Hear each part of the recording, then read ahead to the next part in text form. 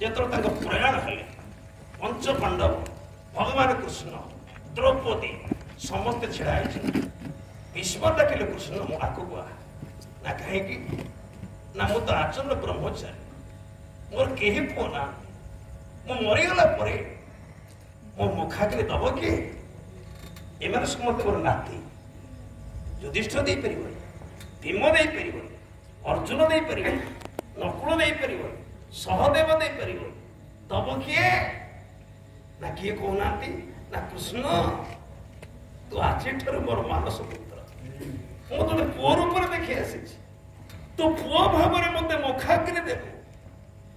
ତେଣୁ ଭୀଷ୍ମ ମରିଗଲା ପରେ ଭଗବାନ କୃଷ୍ଣ ପୁତ୍ର ଭାବରେ ପୁତ୍ର ନ୍ୟାୟରେ ଭୀଷ୍ମଙ୍କର ମୁଖାଗ୍ନି ଦେଇଥିଲେ, ପାଣି ବି ଦେଇଥିଲେ ତୁଣ୍ଡରେ ଶେଷ ପାଣି। ଯଦି କୃଷ୍ଣ ହେଲେ ଆମର କଣ? ବାପା। ବାପା ଜଗତର ପିତା, ଆମର ପିତା।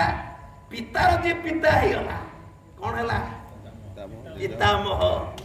ସେଇ ନ୍ୟାୟରେ ପରା ଭୀଷ୍ମ କହି ପରା ପିତାମହ ବୋଲାଇଲେ। ସେଥିପାଇଁ ପରା ସମାଜ ଆମର ପିତାମହଙ୍କର ଭୀଷ୍ମ ତର୍ପଣ କରନ୍ତି ଭଲେ। ସେଇଥିପାଇଁ ଭୀଷ୍ମକୁ ପିଣ୍ଡଦାନ କରାଯାଏ। ଆଜ୍ଞା ଭୀଷ୍ମାଷ୍ଟମୀ ଗୋଟେ ଅଛି। ଆଜ୍ଞା ଏଇଠାରୁ ପରା ଦିନ